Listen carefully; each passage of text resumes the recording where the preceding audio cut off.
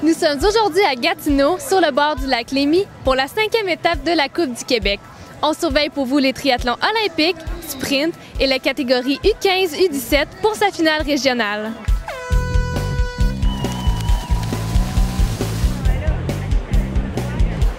Au triathlon olympique, Philippe Vézina sort premier de l'eau. Après une bonne nage, il se retrouve seul sur la partie vélo, avec une avance de 2 minutes sur Martin Lamontagne-Lacasse et Jérôme Bresson. Malgré des crampes musculaires, il remporte le triathlon olympique de Gatineau en un peu moins d'1h58. Je suis pas habitué de l'idée dès le début en natation. D'habitude, dans les Coupes du Québec élite, c'est moi qui prends les pieds, puis c'est les autres qui me dravent dans le fond. Mais là, ça a été tout différent. Il a fallu que je prenne le lead. Je suis sorti premier de l'eau. Puis ça a tout été une game de garder l'avance que j'avais dans le vélo. Et ensuite, je suis débarqué à la course à pied, puis j'ai eu des grosses crampes. Donc, il a juste fallu que je m'hydrate bien, puis que je réussisse à garder l'avance que j'avais. Mais je suis très content de ma course. Il est suivi de Martin Lamontagne-Lacasse et de David Lacombe. À noter que Martin remporte le championnat des forces canadiennes de triathlon.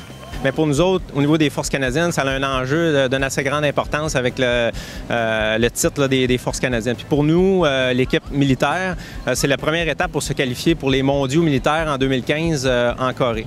Chez les femmes, Marie-Renée Vial prend la tête dès le début de la portion nage et comme Philippe Vézina, elle conserve son avance jusqu'à la ligne d'arrivée pour remporter son premier triathlon olympique. Geneviève Jacques et Catherine Desmarais complètent le podium. C'est vraiment super bien. L'eau était super calme, la natation a super bien été, la température est parfaite, il fait soleil, pas trop chaud, je peux pas demander mieux, là. Aujourd'hui, est-ce que c'est un parcours difficile à Gatineau? C'est pas un parcours difficile, mais c'est un parcours technique. En vélo, on fait 8 boucles, puis il y a beaucoup de virages. Mais la course à pied, c'est génial, on est à l'ombre le 3/4 du temps, fait que c'est vraiment, on est confortable. Au triathlon sprint, Alexis Lepage, l'athlète d'honneur aujourd'hui, remporte la course devant Pierre Henneman et Louis-Simon Guay. Alexis sort de l'eau au coude à coude avec Louis-Simon, mais la victoire se dessine sur la partie vélo où Lepage prend une avance confortable qu'il conserve jusqu'à la ligne d'arrivée. C'est sa 3e victoire consécutive sur la Coupe du Québec.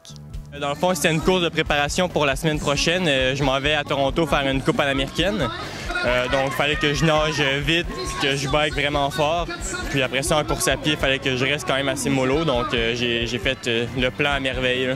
Chez les femmes, c'est Jessica Murphy de McGill qui arrive première devant Marie-Claude Boucher et Isabelle Pellan.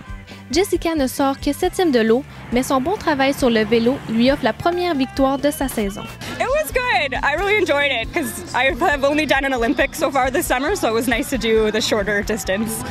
Le duathlon olympique est remporté par René-Pierre Roussel chez les hommes et par Marie-Claude Brassard chez les femmes. Le duathlon sprint est gagné chez les hommes par Alain Lafleur et par Marie-Michel Paré chez les femmes. Gatineau accueille également la finale régionale des U15-U17. Ils ont à parcourir 500 mètres de nage, 10 km de vélo et 5 de course à pied.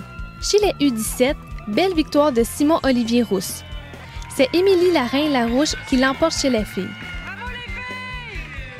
Du côté des U15, Philippe Mainville est vainqueur de la finale régionale, tout comme Camille Larocque chez les filles.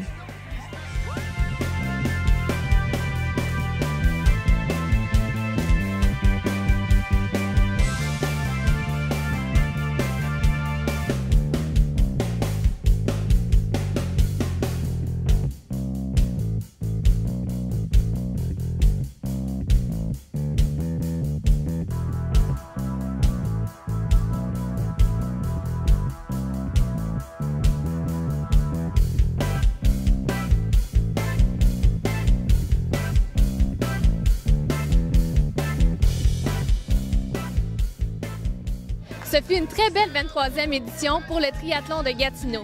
Samedi prochain, nous serons à Lac-de-Lage qui accueillera la 6e étape de la Coupe du Québec et une étape de la Série nationale junior. Le dimanche, à Sherbrooke, aura lieu une autre étape de la Coupe du Québec. Ce sera donc une fin de semaine très passionnante. Soyez des nôtres!